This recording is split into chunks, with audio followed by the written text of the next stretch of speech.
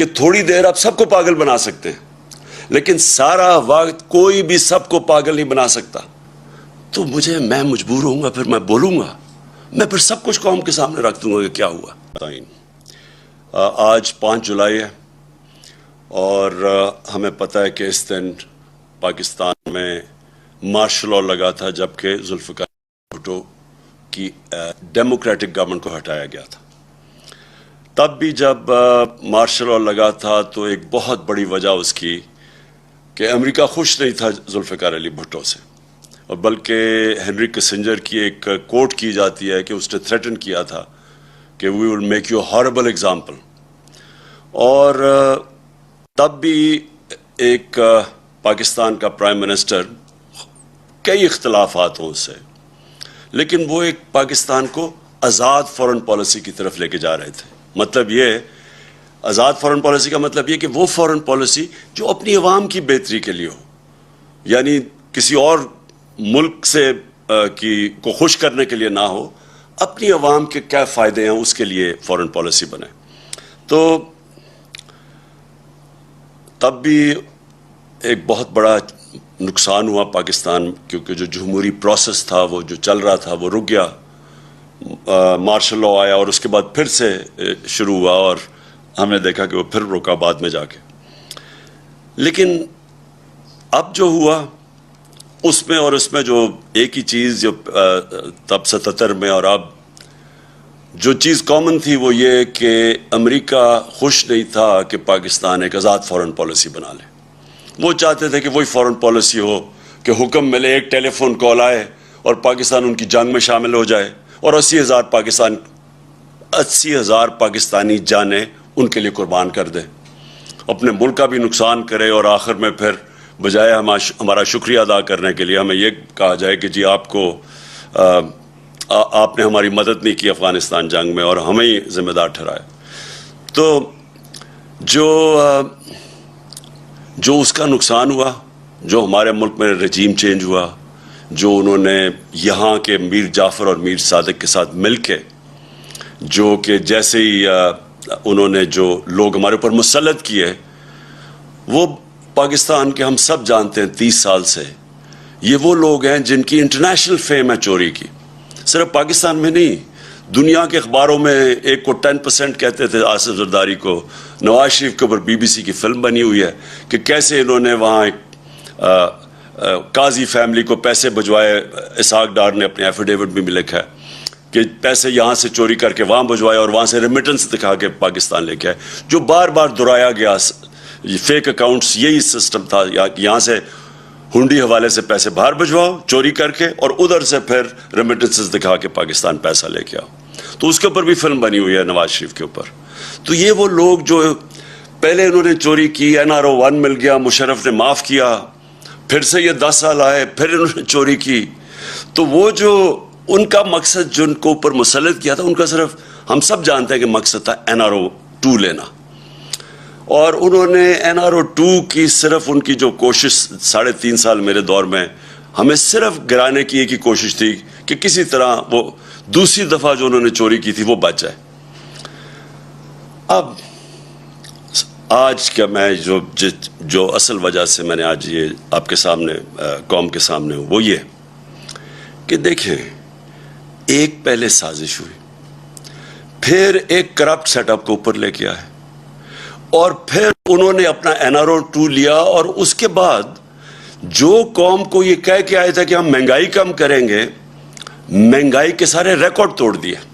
آج ساری قوم جانتی ہے کہ کبھی پاکستان میں اس طرح کی مہنگائی اتنے تھوڑے ٹائم میں نہیں ہوئی. اور یہ صرف 2008 میں یعنی 14 سال پہلے اس طرح کی مہنگائی تھی.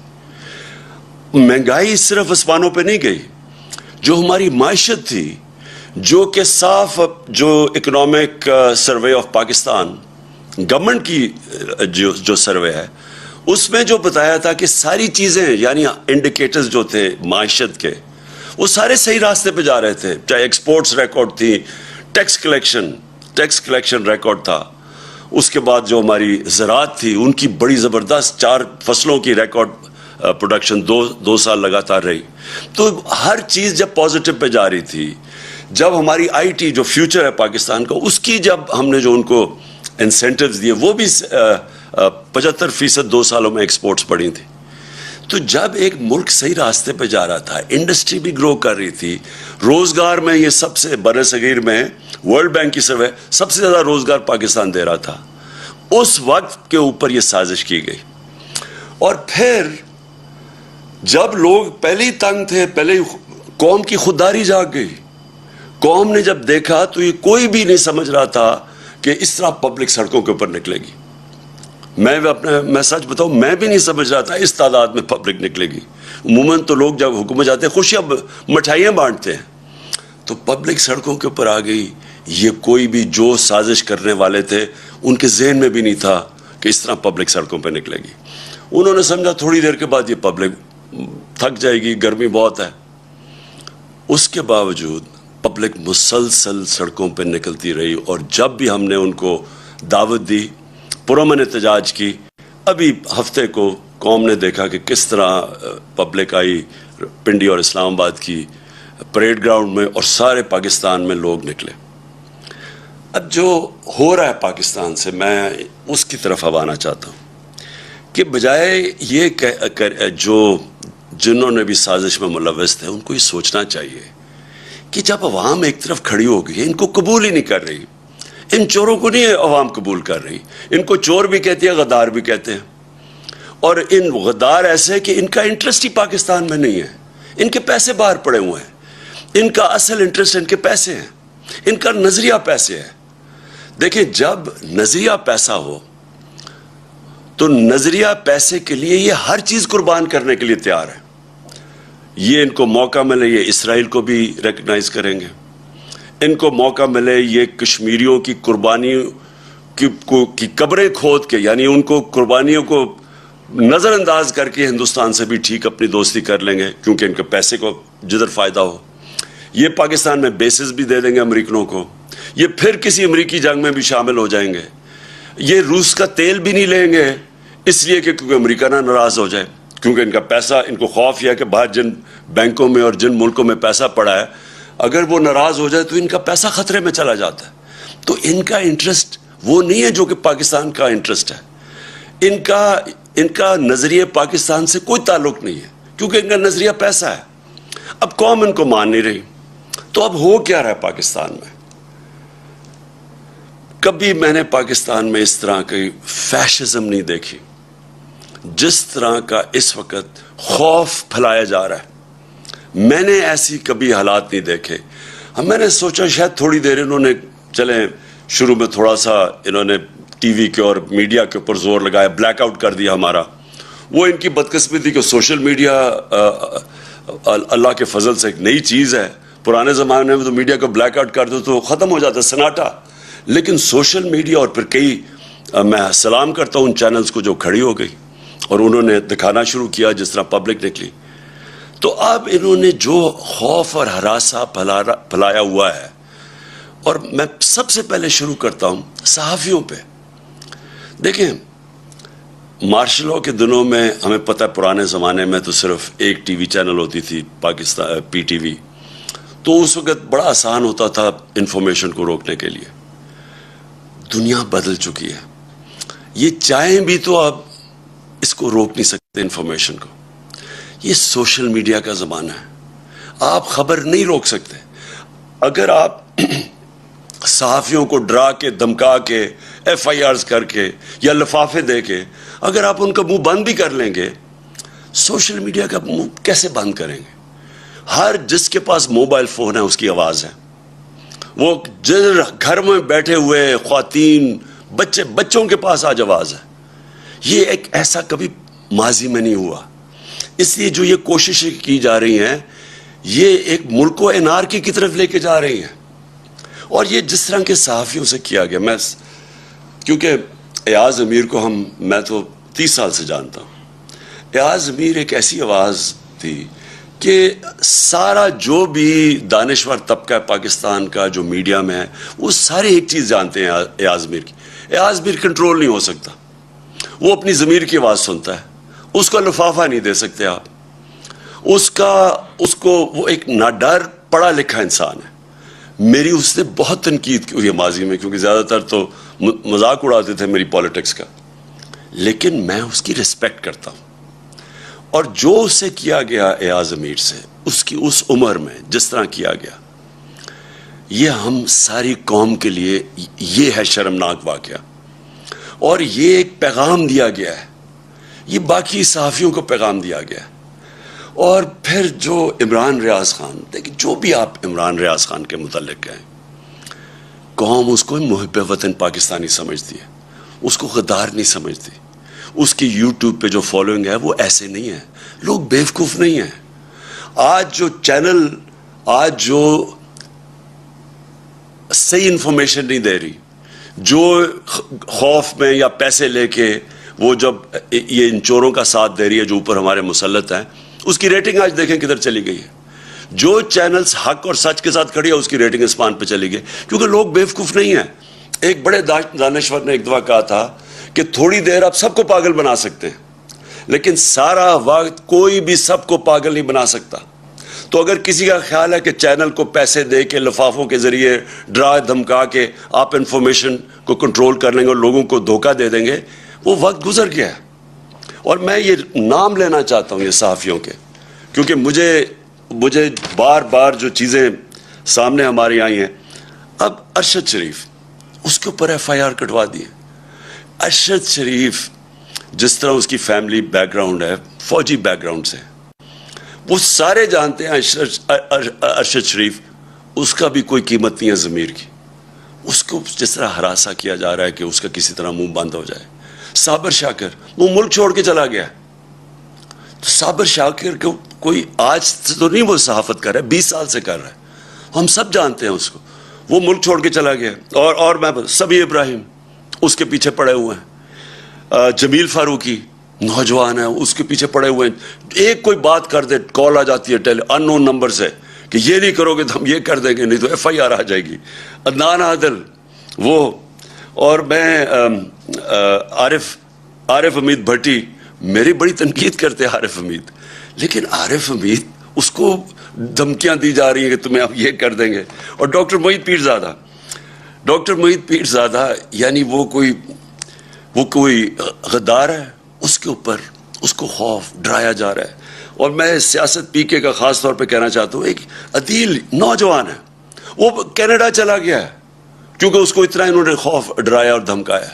ہمارا ارسلان، ہمارے تحریک انصاف کے وہ سوشل میڈیا کے ہیڈ، ان کے گھر میں چلے گئے. ان کی وہاں ماں تھی، ان کی بہنیں تھیں، وہ وہاں اس کا کزن آیا ہوا تھا، اس کو 15-20 لوگ اندر گھس گئے، اس کو مارا پکڑ کے، خوف پھیلایا ہوا. پھر ہمارے سوشل میڈیا ایکٹیوسٹ، وہ یوٹیوبرز، ٹک ٹاکرز، وہ میرے پاس آئے، وہ کوئی بات کرنے ہیں، وہ اسی دوران میں آئے، ان کو کال چلی گئی وہاں سے، او کہ آپ نے یہ نہیں کہنا، وہ نہیں لکھنا. دیکھیں بات سنیں، میں آج یہ سوال پوچھتا ہوں سب سے، اپنی قوم سے، اور میں اپنی جوڈیشری سے سوال پوچھتا ہوں، کیا پاکستان میں فنڈامنٹل رائٹ سسپینڈ ہو گئے ہیں؟ پہلے بتا دیں کیا مارشل لاء لگ گیا یہاں؟ کہ یہ کون سی کیا آئین اجازت دیتا ہے ان چیزوں کا؟ یہ تو میں نے آپ کو گنایا ہے. میری جو اپنی پارٹی ہے، جو کیمپین پہ نکلا ہوا ہے، جو 20 حلقوں میں، وہاں جا کے جی وہ موزم جو تو یہ اس کے اوپر ایف آئی آر کاٹ دی. ایک شرافت لڑکا ہے، وہ ہماری کیمپین کر رہا تھا، اس کو، وہ پیسے والا آدمی ہے، 40,000 روپے کی چوری کے کیس میں اس کو اندر جیل میں ڈال دیا. وہ وہاں سے نکلا، پھر اس کو جیل میں پکڑ کے ڈال دیا جب وہ اس میں ایک کیس میں فارغ ہوا. یعنی یہ کیا کوشش ہو رہی ہے؟ میں پھر سے اپنی ادب سے، اپنی عدلیہ سے پوچھتا ہوں کہ کیا ملک میں فنڈامنٹل رائٹ سسپینڈ ہو گئے ہیں؟ 25 مئی کو جب ہم نکلے ایک پرامن احتجاج کے لیے، اور ہماری ساری تاریخ ہے پرامن احتجاج کی. ابھی جو سیٹرڈے کو ہم نکلے ہیں، کتنی پبلک نکلی ہے پرامن احتجاج میں؟ لوگوں کو غصہ بہت ہے، لیکن جب ایک پولیٹیکل پارٹی پرامن احتجاج کرتی ہے تو یہ ایک ملک میں کیوس سے بچتا ہے ملک. 25 کو انہوں نے کیا کیا؟ جس طرح ہی عورتوں، رات کے 2 بجے عورتیں تھیں، کوئی ایک سین میرے ذہن میں رہتا ہے، وہ ایک 10 سال کی بچی اور اس کی ماں اور وہ رو رہی ہیں کھڑی ہو کے کہ پولیس وہاں گھس گئی صبح کے 2 بجے ان کے گھر. پھر ایک 11 سال کے بچے کو پولیس پکڑ کے لے کے جا رہی ہے کیونکہ اس کا باپ گھر میں نہیں تھا. کیا یہ مقبوضہ کشمیر ہے؟ کیا یہ فلسطین ہے؟ فلسطینیوں سے ہو رہا ہے؟ کون سی دنیا میں ایک اپنی حکومت اپنے لوگوں سے وہ کرتی ہے جس کی کوئی تاریخ ہی نہیں ہے؟ بتائیں ہماری کوئی تاریخ ہے انتشار کی؟ ہم ہمیشہ قانون کے بیچ میں رہے ہیں, ہم نے ہمیشہ قانون کی حکمرانی پہ چلے ہیں. ہم جب فیملیز کو بلاتے ہیں, اور آپ نے دیکھنا جتنی خواتین آتی ہیں اور فیملیز آتی ہیں ہمارے جلسوں پہ, تو کیا وہ انتشار کے لیے ہم بلاتے ہیں ان کو؟ ان کے اوپر جس طرح 25 کو انہوں نے ظلم کیا, جس طرح پاکستان کی پولیس نے اور رینجرز نے جس طرح لوگوں کے اوپر ٹیئر گیسیں کی, ربر بلٹس چلائی, عام لوگ تھے, شہری تھے, عورتیں دیکھ رہے تھے سامنے, بچے بے ہوش ہو رہے ہیں, عورتیں بے ہوش ہو رہی ہیں. جس طرح لبرٹی چوک میں کون سی قیامت آ گئی تھی, وہ لوگ جمع ہوئے, وہاں جا کے ان کے اوپر شیلنگ کر دی. تو ہم نے سپریم کورٹ کو بھی اپروچ کیا, ہمیں تو کوئی رسپانس نہیں ملا. تو میں آج ساری قوم کے سامنے ایک بات کہنا چاہتا ہوں کہ دیکھیں یہ جو ٹیکٹکس ہے نا, فیشسٹ, خوف پھیلا کے, ڈرا کے لوگوں کو, یہ چوروں کو ہمارے اوپر مسلط کرنے کے لیے, میں پہلے تو ساری قوم کو آج ایک چیز کہہ دوں. دیکھیں اسلام کی تاریخ میں ایک بہت دردناک واقعہ, سب سے دردناک واقعہ کیا تھا؟ حضرت امام حسین کی شہادت. وہ کیا ہوا تھا؟ کوفہ کے لوگ یزید کے ظلم سے ڈر کے وہ ان کی مدد کرنے نہیں آئے. کوفہ کے لوگوں کو پتا تھا کہ حضرت امام حسین رائے حق پہ ہیں, ان سب کو پتا تھا.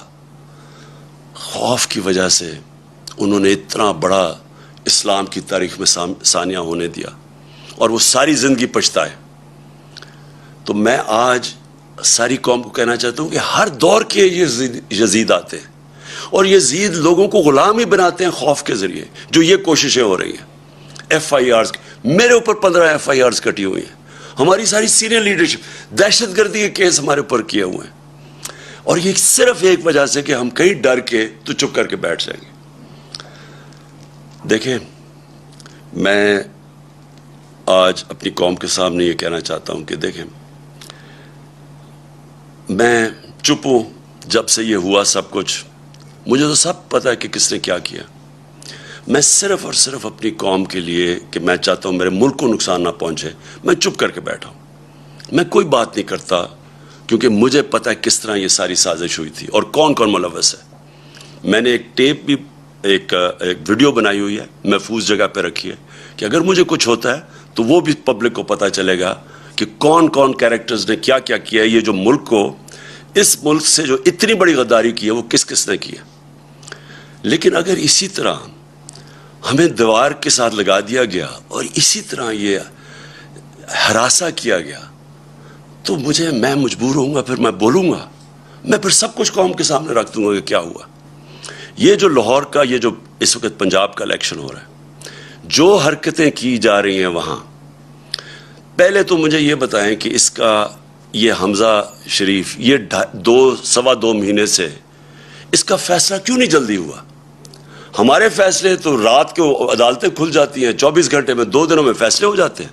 یہ 2 مہینے میں فیصلہ نہیں ہوا کہ کیا یہ ایک آئینی طور پہ وزیر اعلیٰ بن بھی سکتا تھا یا نہیں.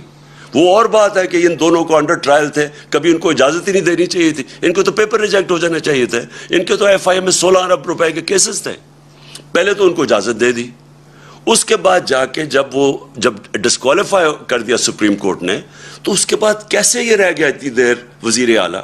اور وہاں وزیر اعلیٰ نہیں, جس طرح یہ پولیس کا استعمال کر رہا ہے, جو یہ ہراساں کر رہا ہے, جو ذرا پنجاب کے اندر اس وقت جو بائی الیکشنز میں جو ہر جگہ سے آوازیں آ رہی ہیں کہ پوری طرح انتظامیہ ملوث ہے ان کو الیکشن جتانے کے لیے. الیکشن کمیشن, کیا یہ طریقہ ہے کہ الیکشن کمیشن کو ساتھ ملا لیں, ایڈمنسٹریشن کو ساتھ ملا لیں؟ اور کیا یہ الیکشن ہے ملک میں؟ جو سندھ کا لوکل گورنمنٹ الیکشن ہوا ہے, صرف تفتیش کریں انڈیپینڈنٹ لوگ جا کے کہ اندرون سندھ میں ہوا کیا ہے. 15% لوگوں نے کیوں نہیں کھڑے ہوئے؟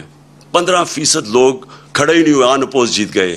پتہ تو چلوائیں کہ کیسے پولیس کا استعمال ہو, کتنوں کے اوپر FIRs کٹوائیں, कैसे दहशत फैलाई वहाँ। तो ये तो कोई जमहूरियत नहीं है, ये तो एक बिल्कुल ही फैशिज्म की तरफ जा रहे हैं कि करप्ट, पहले आप गलती करते हैं, एक साजिश के अंदर शिरकत करते हैं एक बैरून मुल्क की, फिर चोरों को ऊपर बैठा देते हैं, वो मुल्क को तबाह कर देते हैं, माइशत का और माइशत नीचे और महंगाई ऊपर, और फिर उनको ऊपर मुसल्लत करने के लिए सारे इदारे तबाह करते हैं, मुल्क के सारे डेमोक्रेटिक इंस्टीट्यूशंस तबाह करते हैं, इलेक्शन कमीशन को, इंतज़ामिया को, इनको सारों को इस्तेमाल करते हैं इनको पावर में रखने के लिए। मेरी दरख्वास्त है अपने सारे मुल्क के इदारों को, अपनी कौम को, कि ये एक फैसला कुन वक्त है। यहाँ अगर हमने किसी वजह से, मैं कौम को अब कह रहा हूँ, खौफ के बुत के सामने झुक गए, तो ये आगे ये चोरों का ये वो करेंगे उस मुल्क के साथ कि ये याद रखें कि ये 30 साल से दोनों पार्टीज पावर में हैं, 30 साल से। इनके होते हुए आपको पता है कि 80 की दिहाई में पाकिस्तान सारे बड़े सगीर में सबसे आगे था। 90 की दिहाई में जब से ही आए हैं हमारे आगे, हमारे हिंदुस्तान भी आगे निकल गया, बांग्लादेश भी हमारे से आगे निकल गया। कुछ हम तो पाकिस्तान के साथ बड़े, कोई तस्वर ही नहीं कर सकता था कि बांग्लादेश पाकिस्तान से आगे निकल सकता है। मैंने वहां जाके मैचेस खेले हुए हैं 80 की दिहाई में, कोई सोच भी नहीं सकता था। आज बांग्लादेश भी आगे निकल, ये इन दोनों की खानदानों की वजह से, जिनको वापस मुसल्लत किया गया, और ये सिर्फ और सिर्फ खौफ के जरिए कोशिश है कि अब इनको फिर रखें।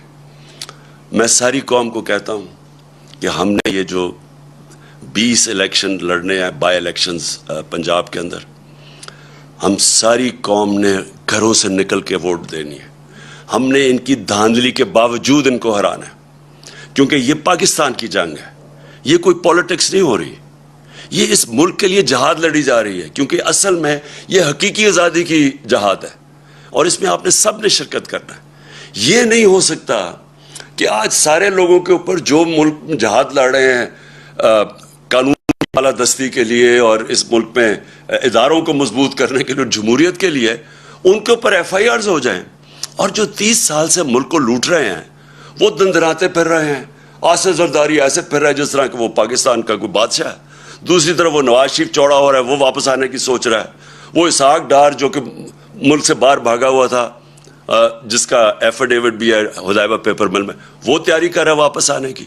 शहबाज शरीफ और हमजा शरीफ जिनके ऊपर 16 अरब रुपए के FIA के केसेस थे, जिसमें 4 गवाह अब तक जब से ही आए हैं 4 गवाह मर चुके हैं, एक इन्वेस्टिगेटर मर चुका है और एक को अब हार्ट अटैक हुआ है। और क्या वो कौन कैंपेन कर रही है इस वक्त पंजाब में? मरियम। ये मरियम वो हैं जिन्होंने सारे टीवी के ऊपर जाके कहा, 2014 में इनकी चलती है वो, कि मेरी लंदन तो पाकिस्तान, लंदन छोड़े पाकिस्तान में भी कोई प्रॉपर्टी नहीं। जब ये कह रही थी, इनको नहीं पता था कि 2 साल के बाद, क्योंकि अल्लाह अल हक है, पैनामा का इंकशाफ हो जाता है, जिधर पता चलता है कि लंदन के सबसे महंगे इलाके में, मैं लंदन जानता हूं, सबसे महंगे इलाके में 4 बड़े बड़े महंगे तरीन अपार्टमेंट्स इनके नाम पे हैं। जब ये 2014 में कह रही थी तब इनके नाम पे थे, और 2016 में इंकशाफ हो जाता है। फिर अदालत में जाके इनको सजा होनी चाहिए थी कि ओथ के ऊपर ये कहते हैं, एक कॉन्ट्रैक्ट देते हैं जिसमें जिस फॉन्ट, जिसे कैलिबरी फॉन्ट कहते हैं, वो निकलती है फॉन्ट जिसमें कॉन्ट्रैक्ट लिखा जाता है, वो 2007 में आती है और 2006 में कॉन्ट्रैक्ट साइन कर जाते हैं, यानी जाली कॉन्ट्रैक्ट। सीधा जेल था इसके लिए। बदकिस्मती हमारे मुल्क की कि ताकतवर पकड़े नहीं जाते, और FIRs किन के ऊपर हो रही हैं? सोशल मीडिया एक्टिविस्ट, वो सहाफ़ी जो कि सच लिख रहे हैं। हमारा अल्लाह का हुक्म है अमर बिल मारूफ, अच्छाई के साथ खड़े हो। यहाँ ये सारा निज़ाम हमें कह रहा है बुराई के साथ खड़े हो। अच्छाई के साथ खड़े होगे तो FIR कट जाएंगी। सारे मुल्क का नजरिया भी तबाह कर रहे हैं, रूल ऑफ लॉ भी तबाह कर रहे हैं, इदारे भी तबाह कर रहे हैं। नैब भी आज गई, नैब का इन्होंने अब खुद ही नैब के जज अपॉइंट करेंगे, अपने केसेस अपने जज, यानी मुल्जिम अब काजी बन जाएगा। FIA तबाह, नैब तबाह, पार्लियामेंट ये जो है, अगर नेशनल असेंबली में राजा रियाज अगर अपोजिशन लीडर हैं तो समझ जाए वो क्या रह गई नेशनल असेंबली की अहमियत। उधर पंजाब में अजीब ही मजाक हो रहा है, वो एक गैर आइनी तौर पे वो वज़ीर आला बना हुआ है, वो भी तबाह। الیکشن کمیشن کے اوپر کسی کو اعتماد نہیں ہے. چیزیں نکلتی آ رہی ہیں کہ کس طرح صرف ان کا ایک مقصد ہے کسی طرح اس سیٹ اپ کو اوپر رکھنے کے لیے. تو اس لیے میں اپنی آج ساری قوم کو کہتا ہوں کہ ہمیں اب کھڑا ہونا پڑے گا. ہمیں یہ ساری جو فیشسٹ ٹیکٹکس خوف کے ذریعے ہمیں ڈرا دھمکا کے یہ تسلیم کروا رہے ہیں, ہم نے سب نے اس کے خلاف کھڑا ہونا ہے. اور سب سے پہلے ہم نے یہ جو 20 بائی الیکشنز ہیں پنجاب میں, انشاءاللہ ان کے اندر ہم نے ان کو دھاندلی کے باوجود شکست دے کے, اور انشاءاللہ اس کے بعد ہمارا جو ایک ہی طریقہ پاکستان کو اس مشکل وقت سے نکالنے کا وہ ہے صاف اور شفاف الیکشنز. پاکستان پائندہ باد.